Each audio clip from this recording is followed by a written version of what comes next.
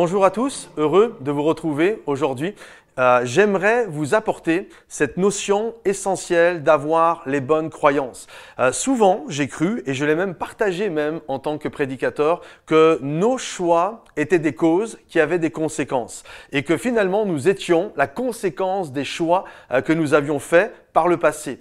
Depuis, j'ai un peu révisé ma pensée avec la vie, avec la réflexion, avec les circonstances, avec l'analyse que j'ai pu en faire. Je crois effectivement que nos choix ont des conséquences, mais je crois eux-mêmes que nos choix ne sont pas des causes. Je crois vraiment que nos choix eux-mêmes ne sont que des conséquences. Alors les conséquences de quoi? Les conséquences de mes croyances, les conséquences de ce que je crois. Par exemple, de manière assez simple, je suis marié maintenant depuis un peu plus de 20 ans et je peux dire sans prétention que 9 fois sur 10, quand ma femme se retrouve devant un choix à faire, je sais son choix, je connais son choix. Pourquoi je sais quel est le choix qu'elle va faire et donc avec les conséquences qu'il va y avoir derrière? Pourquoi je connais le choix de ma femme? C'est parce que je connais son système de valeurs. Je sais ce qu'elle aime, je sais ce qu'elle n'aime pas, je sais ce qu'elle croit, je sais ce qu'elle désire dans sa vie. Et parce que je connais ses croyances, 9 fois sur 10, je suis capable de vous dire, voilà, elle va faire tel choix ou tel choix.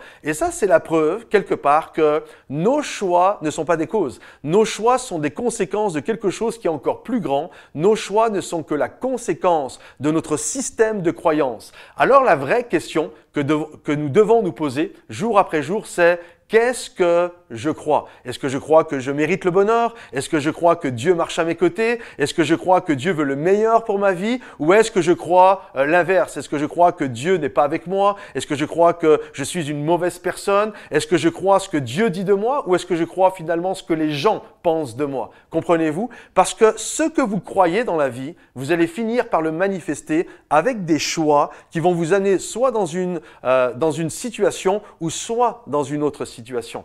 Un jour, j'ai vu cette enquête qui a été faite, ça m'a tellement fait sourire et c'est tellement parlant. Il y a eu cette étude auprès de 20 élèves. Ils ont pris 20 étudiants et ils leur ont fait passer un test. Et puis, une fois que le test a été fait, ils ont pris les 10 étudiants qui ont réussi le mieux, ils les ont classés, ils les ont mis à part dans un groupe, voilà, les 10 meilleurs, et ils ont pris les 10 suivants.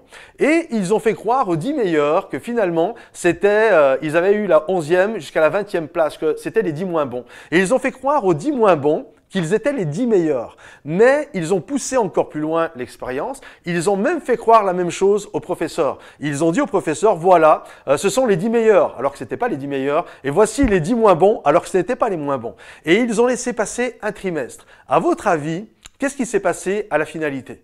Eh bien, les 10 meilleurs, concrètement, sur le papier, ont commencé à voir leurs résultats soit stagner ou soit se mettre littéralement en baisse. Alors que les 10 moins bons, je ne suis pas en train de dire qu'ils ont réussi à avoir une meilleure moyenne que les autres, mais d'un seul coup, parce qu'ils se croyaient bons et parce qu'on les considérait comme les meilleurs, d'un seul coup, leurs résultats ont commencé à augmenter et à croître de manière vraiment significative.